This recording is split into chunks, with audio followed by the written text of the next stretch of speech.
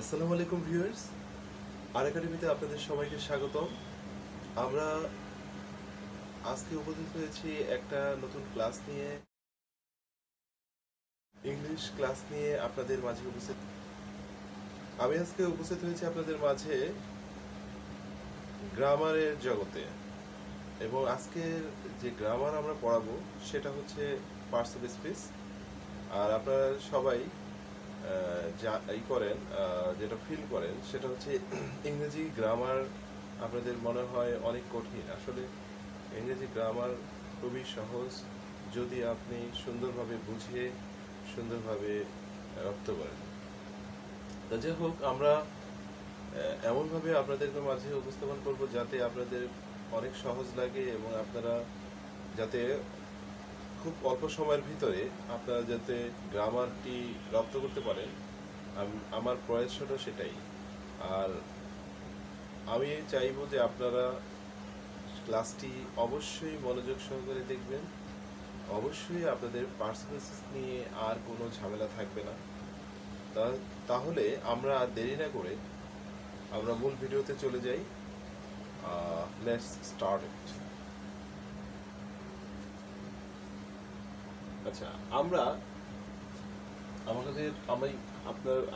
দেখতে পাচ্ছেন যে আমি বোর্ডের ভিতরে আমার পার্সোনাল স্পেসটাকে আমি লিখে রেখেছি।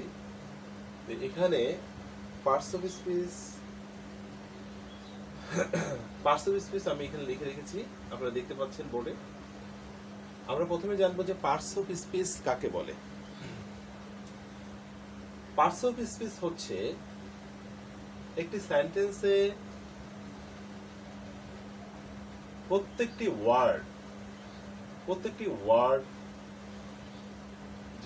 ওয়ার্ড আছে, সে প্রত্যেকটি ওয়ার্ডকে আমরা কি বলি? প্রত্যেকটি ওয়ার্ডকে আমরাই পার্টস অফ স্পিচ বলি। একটি বাক্যে বা একটি সেন্টেন্সে প্রত্যেকটি শব্দ বা প্রত্যেকটি ওয়ার্ড, এই প্রত্যেকটি ওয়ার্ডকে আমরা পার্টস অফ স্পিচ বলি।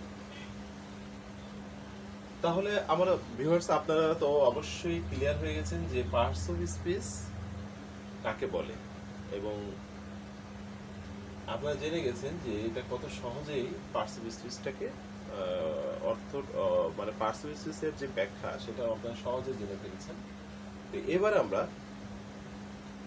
জানবো যে এই পার্টস অফ স্পিচ কত প্রকার এবং কি কি, এগুলো আমরা জানবো। আপনারা দেখতে পাচ্ছেন আমি এখানে লিখে রেখেছি। আপনারা দেখুন, এক নম্বরে আমরা পার্টস অফ স্পিচ আমরা সাধারণত পার্টস অফ স্পিচ সাধারণত 8 প্রকার।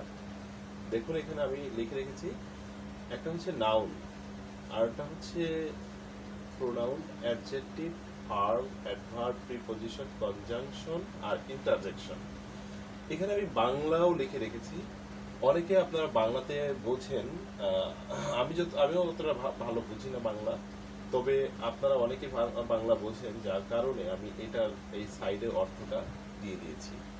আপনারা দেখতেছেন নাউন এর অর্থ হচ্ছে বিশেষ্য, প্রোনাউন সর্বনাম, অ্যাডজেক্টিভ হচ্ছে বিশেষণ, ভার্ব হচ্ছে ক্রিয়া, অ্যাডভার্ব হচ্ছে ক্রিয়া বিশেষণ, আর প্রিপজিশনের মানে হচ্ছে পদান্বয়ী অব্যয়, আর কনজাংশন এটা হচ্ছে সংযোজক অব্যয়, ইন্টারজেকশন হচ্ছে অনন্বয়ী অব্যয়। তাহলে আমরা জানতে পারলাম 8 প্রকার পার্টস অফ স্পিচ। আমরা জানতে পারলাম কি যে 8 প্রকার পার্টস অফ স্পিচ। এখন আমরা আমাদের তো অবশ্যই এই প্রত্যেকটি সম্পর্কে আমাদের জানার ইচ্ছা যাচ্ছে। তা আমরা সহজভাবেই যাতে এই 8টা ব্যাখ্যা করতে পারি সেই প্রয়াসটাই আমি করব। তবে আপনারা অবশ্যই আমার ভিডিওর সাথেই থাকুন, তাহলে আপনাদের সবকিছু সুন্দরভাবে জানতে পারবেন। তো যাই হোক, আমরা প্রথমে যেটা জানবো সেটা হচ্ছে নাউন। নাউন হচ্ছে বিশেষ্য। আচ্ছা, আমরা নাউনের যে ব্যাখ্যা, যে ডেফিনিশন, সেটা হচ্ছে আমরা কিন্তু কোনো কিছু নামকেই সাধারণত নাউন বলে থাকি। তো এখানে নাউন হচ্ছে কোনো কিছুর নাম বোঝায়। যেমন আপনি এই কলমটা দেখতেছেন, এই যে পেনটা, এই পেনটাও কিন্তু একটা নাউন। এই যে ডাস্টার, এটাও একটা নাউন। তাহলে পাহাড় পর্বত, এই যে বোর্ডটা দেখতেছেন, এই বোর্ডটাও কিন্তু নাউন। তাহলে আমরা জানতেছি যে পাহাড় পর্বত নদী নালা বস্তুগত অবস্তুগত সবই হচ্ছে আমাদের কি নাউন। মানুষ নাউন, পশু পাখি এগুলো নাউন। তাহলে আমরা যদি একটা এক্সাম্পল দিই, এখানে আমরা এক্সাম্পলটা দিই, রহিম।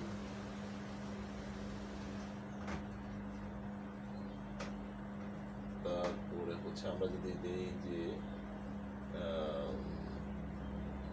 লায়ন, এগুলো সবই হচ্ছে, এগুলো হচ্ছে আমার। তারপরে যদি আমি বলি যে হিল, এগুলো সবই হচ্ছে নাউন। তাহলে আমরা জানলাম যে নাউন কিভাবে হয়। এরপরে আমরা যেটা জানবো সেটা হচ্ছে প্রোনাউন। আর প্রোনাউন মানে হচ্ছে কি সর্বনাম। প্রোনাউন আমরা এক কথায় যদি বলি যে নাউনের পরিবর্তে যে ওয়ার্ডটি বসে সেটাই হচ্ছে প্রোনাউন।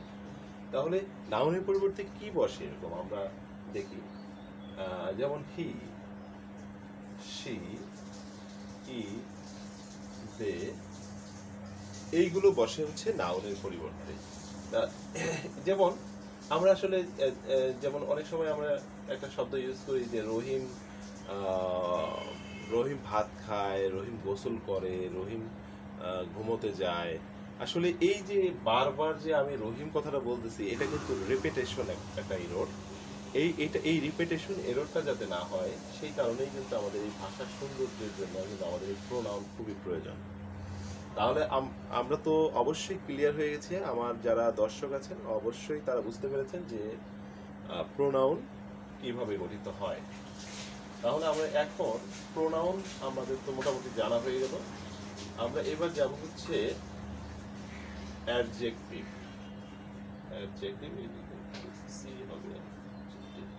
অ্যাডজেক্টিভ মানে হচ্ছে বিশেষণ।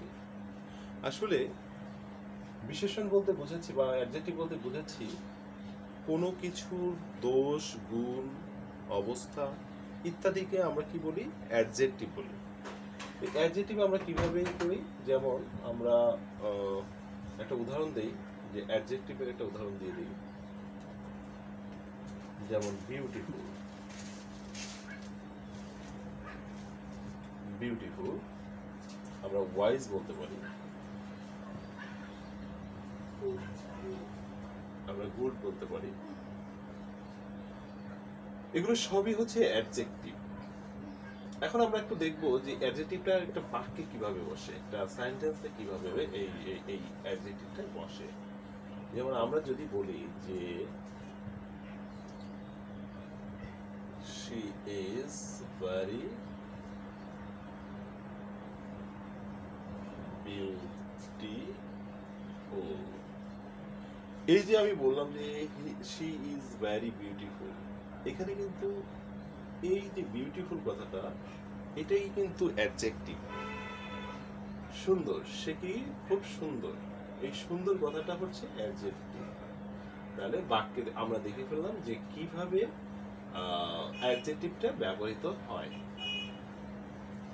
যেমন আরেকটা বলতে পারি, যেমন he is a wise man. এখানেও কিন্তু এই ওয়াইজটা কিন্তু আমরা দেখতে পাচ্ছি যে ওয়াইজ, এই ওয়াইজটাই কিন্তু হচ্ছে অ্যাডজেক্টিভ।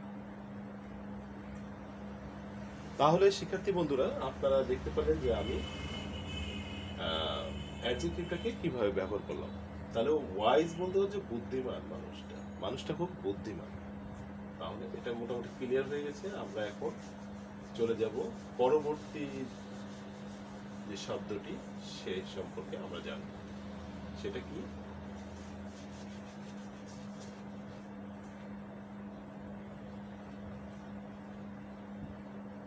আমরা পরবর্তী যে শব্দটা জানবো সেটা হচ্ছে অ্যাডভার্ব, সরি, আমরা পরবর্তী যে শব্দটা জানবো সেটা হচ্ছে ভার্ব। আচ্ছা, আমরা ভার্ব বলতে কি বুঝি? আসলে আমরা ভার্ব বলতে বুঝি হচ্ছে কোনো কাজ করাকে। যেমন খেলতে যাওয়া, পড়তে যাওয়া, ঘুমোতে যাওয়া, এগুলো সবই হচ্ছে এক একটা কাজ। তাহলে যেমন আমরা যদি বলি যে সে স্কুলে যায়, তাহলে এটা কিন্তু এখানে কিন্তু ভার্ব কোনটি? এখানে গো হচ্ছে ভার্ব। যেমন আমি একটু বোঝাই যে আই গো টু স্কুল। এখানে ভার্ব কোনটা? আপনারা কি বলতে পারবেন কোনটা ভার্ব? এখানে ভার্ব কোনটা? আমি একটু লাল কালি দিয়ে একটু দেখাচ্ছি এখানে ভার্ব কোনটা। এখানে যেমন আই গো টু স্কুল, এখানে যাওয়ার কাজটি কি করতেছে? এখানে এখানে যে কাজটি করতেছে সেটা হলো যাওয়ার কাজটি করতেছে। যাওয়া মানে সেই স্কুলে যায়, স্কুলে যায়। এখানে গোটা হচ্ছে ভার্ব। খুব ইজি ভাবে কিন্তু আমরা জানতে পারছি যে পার্টস অফ স্পিচের ভিতরে সবকিছু কিন্তু পার্টস অফ স্পিচের ভিতরে আমরা দেখতে পাচ্ছি। এখানে আমরা কিন্তু জেনে ফেললাম যে গো হচ্ছে ভার্ব। আরেকটা এক্সাম্পল দিয়ে আমরা বুঝতে পারি সুন্দরভাবে।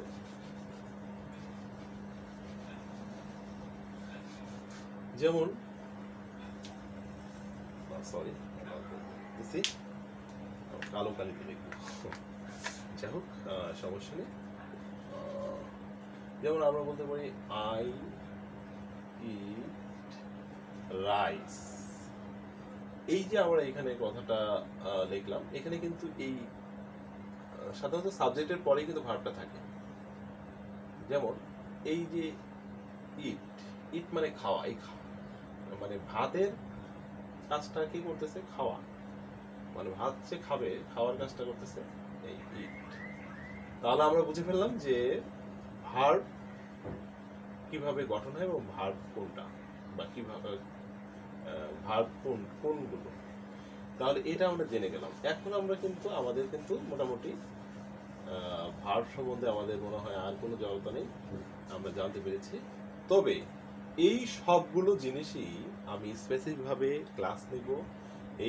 যখন ক্লাস নিব তখন আমরা এটার বিস্তারিত, ভার্বের ভিতরে কিছু শ্রেণী বিভাগ থাকে, নাউনের ভিতরে, প্রোনাউনের ভিতরে, অ্যাডজেক্টিভের ভিতরে, এইগুলো আমরা সবই আমরা ভিন্ন ক্লাসে একটু বিস্তারিত আমরা এলাবোরেট করে আমরা এগুলো জানবো। তো যাই হোক, আমরা এটাকে আপাতত পার্টস অফ স্পিচ নিয়েই থাকি, আমরা পরবর্তীতে এইগুলো বাকি বিশ্লেষণ নিয়ে কথা বলবো। তো এখন আমরা অ্যাডভার্বকে বাংলা বোঝাচ্ছে হচ্ছে ক্রিয়া বিশেষণ। এই এখানে ক্রিয়া বিশেষণ আরেকটা এটা মানে আছে, সেটা হচ্ছে যে বিশেষণের বিশেষণ। আচ্ছা, সেটা কিভাবে আমরা এগুলো দেখব?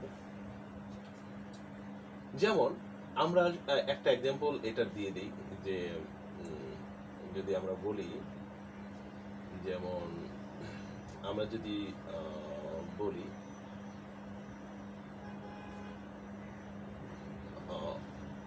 এখানে আমরা যদি বলি হি রানস স্লোলি, আমরা যদি এইভাবে বলি হি রানস স্লোলি, এখানে অ্যাডভার্ব হচ্ছে স্লোলি, মানে সে কিভাবে যায়? আস্তে যায় না জোরে যায়? সে স্লোলি যায়, মানে আস্তে যায়। এখন আমরা বিশেষণের বিশেষণ, এটা বলেছিল ক্রিয়া বিশেষণ, ক্রিয়াকে এটা মডিফাই করতেছে। তো এরপরে আমরা যেটা দেখবো ক্রিয়া বিশেষণের বিশেষণ কিভাবে হয়, এটা খুবই ইজি। দেখুন, হি ইজ ভেরি বিউটিফুল।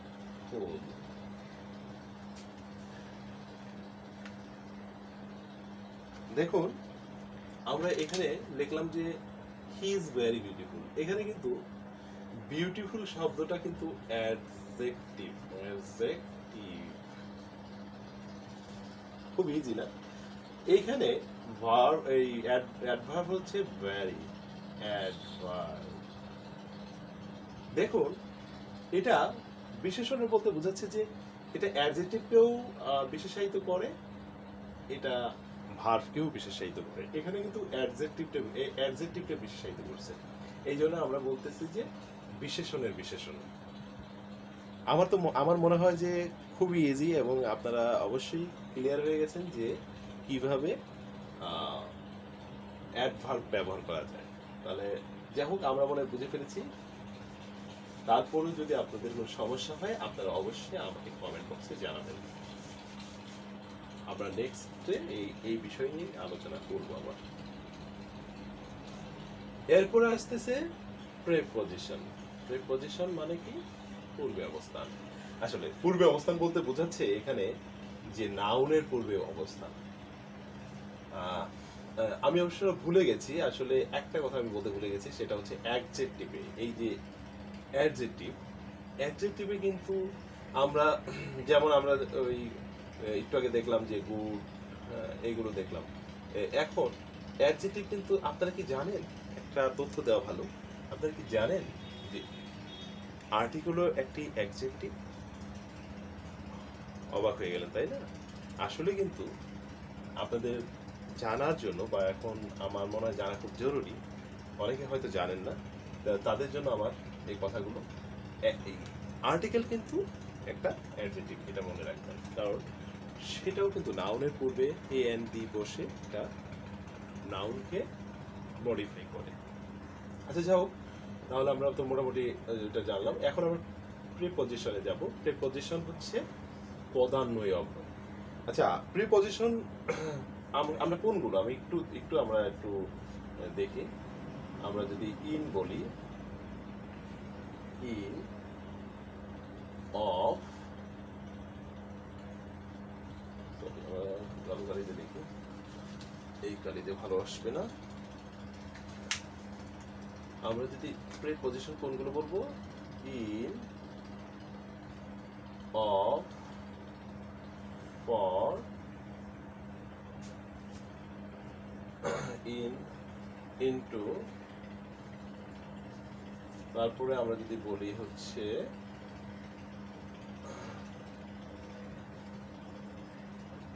এগুলো কি, আমরা মোটামুটি বুঝলাম যে এই জাতীয় জিনিসগুলো হচ্ছে প্রিপজিশন। এখানে আরো আছে উইথ, এই এই এই জাতীয় জিনিসগুলো হচ্ছে সব প্রিপজিশন। আরো আছে, বিস্তারিত এখানে গেলাম না। আমরা এখন জানবো এই প্রিপজিশনটা ব্যবহার কিভাবে হয়। যেমন আমি একটা এক্সাম্পল দেবো, দুইটা এক্সাম্পল দিই, তাতে আপনাদের সুবিধা হবে। যেমন আই লিভ ইন ঢাকা। এখানে বলুন তো যে এখানে অ্যাডজেক্টিভ এইটা, সরি ভুল বললাম, আর এখানে প্রিপজিশনটা কোনটা? এখানে প্রিপজিশনটা হচ্ছে এই যে এটা দেখা যাচ্ছে, এটা হচ্ছে প্রিপজিশন। ইন মানে নাউন, এটা কি বসে, নাউনের পূর্বে বসে এটা একটা এটা অর্থ প্রকাশ করে। সেটা হচ্ছে আমি ঢাকার ভেতরে থাকি, ভেতরে। আর একটু ছোট ভাবে যদি বলি এটাকে, এটা তো বড় ভাবে বললাম, আমরা ছোট ভাবে বলে বলতে, I live at Mirpur, Mirpur in Dhaka, in Dhaka.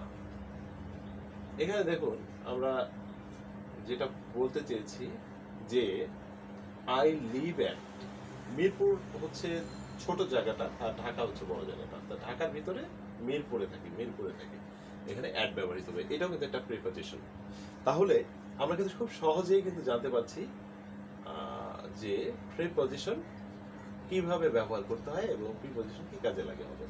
তো যাই হোক ভিউয়ার্স, আমরা পরবর্তী শব্দটা যাচ্ছি। পরবর্তী শব্দটা কি? কনজাংশন। আসলে কনজাংশন শব্দটা সংযোজক একটা অব্যয়। এই কনজাংশন আমরা ব্যবহার করি হচ্ছে কোনো কিছু সংযোগ করার জন্য। একটা ক্লোজের সাথে সংযোগ হতে পারে, একটা বাক্যের সাথে হতে পারে, দুটা শব্দের সাথে সংযোগ হতে পারে। যেমন রহিম and Karim are good friends. এখানে কিন্তু এই যে সংযোগ একটা অব্যয় ব্যবহৃত হয়েছে, মানে কনজাংশন। রহিম এন্ড করিম আর গুড ফ্রেন্ডস। এটাকে এক কথায় যদি আমরা বলি তাহলে এটাকে আমরা বলবো হচ্ছে যে অনন্যয় অব্যয় তো আমরা বলি, কিন্তু এটাকে যদি ব্যাখ্যা করি তাহলে এটা আমরা বলবো যে অনাকাঙ্ক্ষিত ভাবে যদি কোনো দুঃখ বা সুখ আসে তাহলে আমরা সেটাকে আমরা যখন সেলিব্রেট করি তখন আমরা ইন্টারজেকশন বা অনন্যয় অব্যয়টা ব্যবহার করে থাকি। যেমন আমরা যদি বলি যে হুররে, হুররে, আমরা যদি বলি হুররে, আমরা বলতে পারি এলাস, এই শব্দগুলো আমরা ব্যবহার করতে পারি, যেটা দিয়ে আমরা বাক্য এটা রচনা করে থাকি, করে ফেলি। যেমন হুররে দিয়ে I won the match, I won the match, match, I won the match. তা হয়ে গেল আমরা এলাস, আই অ্যাম আনডন। এইভাবে আমরা এইভাবে আমরা প্রকাশ করতে পারি। তাহলে আমরা মোটামুটি পার্টস অফ স্পিচ নিয়ে আমাদের আর কোনো ঝামেলা থাকলো না। আমরা খুব সুন্দরভাবে সহজভাবে পার্টস অফ স্পিচটাকে বুঝে ফেললাম এখান থেকে। তা যদি ভিউয়ার্স, যদি আপনাদের এই পার্টস অফ স্পিচ নিয়ে আর কোনো সমস্যা থাকে তাহলে অবশ্যই আপনারা কমেন্ট বক্সে আমাকে জানান। এর পরবর্তীতে আমি এইগুলো নিয়ে আপনাকে আরো বিস্তারিত জানাবো, এবং তাছাড়া আমি এইগুলোকে ইন্ডিভিজুয়াল ভাবে আমরা ক্লাস করব। তখন হয়তো আপনারা আরো ভালোভাবে এই জিনিসটাকে রপ্ত করতে পারবেন। তবে আমার মনে হয় যে এই জিনিসটাকে যতটুকু বোঝার, পার্টস অফ স্পিচটাকে বোঝানোর দরকার, আমার মনে হয় আপনারা বুঝে ফেলেছেন। তো ভিউয়ার্স, আজকে আর আমরা ভিডিওটাকে লং করব না, আমাদের তো আর লং করার কোনো প্রয়োজন নেই। আমরা অবশ্যই এর পরবর্তী ভিডিওর জন্য অপেক্ষা করব এবং আমার সাথেই থাকবেন। হ্যালো ভিউয়ার্স, আমি আপনাদেরকে যেভাবে বোঝালাম এটা যদি আপনাদেরকে ভালো লাগে তাহলে অবশ্যই লাইক, কমেন্ট, শেয়ার করতে ভুলবেন না। আর পরবর্তী ভিডিওর জন্য অবশ্যই চোখ রাখবেন আর একাডেমিতে। আপনাদের সবাইকে স্বাগতম। Stay safe and stay home. Goodbye.